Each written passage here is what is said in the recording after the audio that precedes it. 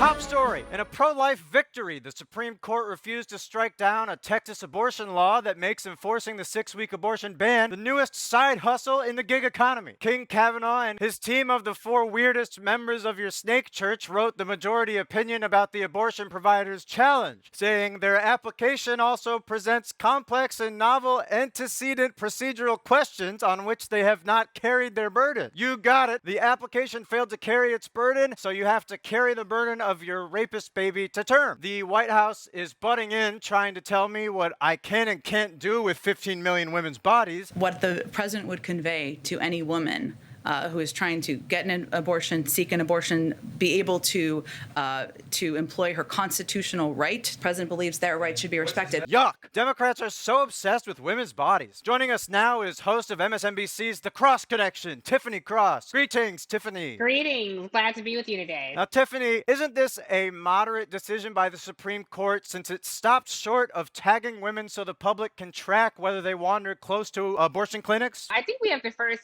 acknowledge that pro-life is somewhat of a misnomer when it comes to the Republican Party, right? Particularly these people who are celebrating this travesty that the Supreme Court let happen. Now, the Supreme Court did not, in a sense, ratify the law. They simply refused to act on it. So they may rule on this later, but what they've done in the meantime is subject countless women to have to carry a child to term that could be, as you point out, the product of a rape, molestation, teenagers, or really any reason that's not really any of our business. I mean, honestly, what does Tiffany even know about this topic? I mean, she's not a priest. This law doesn't go far enough. We need to criminalize Minority Report style, even thinking of not booking venues for your next 5 baby showers. What a victory. After burning the midnight oil at Federalist Society luncheons, we discovered a legal breakthrough. Writing a state law so intergalactically batshit, the Supreme Court can claim it's outside earthly jurisdiction. Now, hold on. This law does have its flaws. If the state tasks me with pulling over pregnant women on suspicion of driving to an abortion clinic, I shouldn't have to pay for my own siren and spike strips. Couldn't agree more. Now, moving on, every conservative radio host in the United States has contracted COVID, but unlike the others, Joe Rogan will not die. Here he is in the woods explaining that he's treating the novel virus like a hospital garbage can. And turns out I got COVID.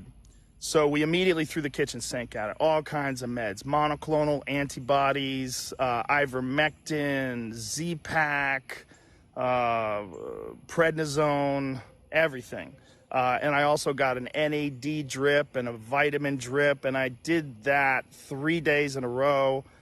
And so here we are on Wednesday, and I feel great. That's right. Treat the virus with antibacterial medication, and while the virus is wondering if it's inside the biggest idiot on the planet, bam, the horse dewormer pounces. Now, Tiffany, some are mad at Joe Rogan for taking this cocktail, but can you blame him? Pharmaceutical companies like Pfizer and Moderna have refused to develop an effective way to stop coronavirus. One, we don't even know if Joe Rogan has been vaccinated. He won't say. And two, he is not a horse. The people who are choosing not to be vaccinated, the difference is that is something that impacts everybody because the virus is getting smarter. And so as you see, the highly transmissible Delta virus will at some point penetrate you. Tiffany, vaccines aren't medicine. Medicine is things you put in your mouth. I'm not getting the vax because, like Joe and everyone else in the country, I have the time and money for constant care. Truth be told, I also came down with COVID, but like Joe Rogan, I also threw the kitchen sink at it and ingested a Z-Pak, horse dewormer, cow estrogen, goat Plan B, oyster anxiety medication, horse rewormer, worm ecstasy, embalming fluid, COVID-19, a kitchen sink, and $200 cash. And after 3 days of being paralyzed on my kitchen floor, I felt amazing. In other news, Joe Biden is luring thousands of Afghan refugees to the U.S. with seductive promises of staying alive in hopes that they'll vote for him in 2024. Fox News host Tucker Carlson took a break from expressing paranoia that the NSA is spying on him to express this equally valid paranoia. They're doing everything they can to avoid accountability,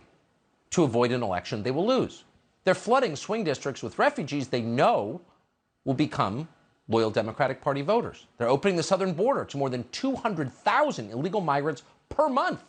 That's the equivalent of nearly 2 Afghan airlifts every 30 days. That's right. A huge point lost amid all the coverage of the refugee humanitarian crisis at the border and abroad is how it threatens well-to-do asshat Tucker Carlson. Now, Tiffany, you're a host at MSNBC. In your morning briefing from Joe Biden, did he mention this white replacement was his plan all along? Well, I wasn't a part of any morning briefing, but let me say that what Tucker Carlson lacks in intellect, he more than makes up for in snake oil, because that's what he's selling. We turned that country upside down. We owe it to provide those people safe haven and safe transport out of the country as they stood with us as allies. I think Tucker's right here. The first thing people realize when they come to America is the irresistible effectiveness of the Democratic Party. You know, I can remember where I was on September 11th when I saw the attacks on TV and knew even then this would be a huge boon for the Dems in 2024. You know those teddy bears that Afghan children are holding? We need to check them for stacks of ballots. Yeah, then someone can sew the teddy bear back together and after the operation, I get to keep it. Well, great points all around. Wow.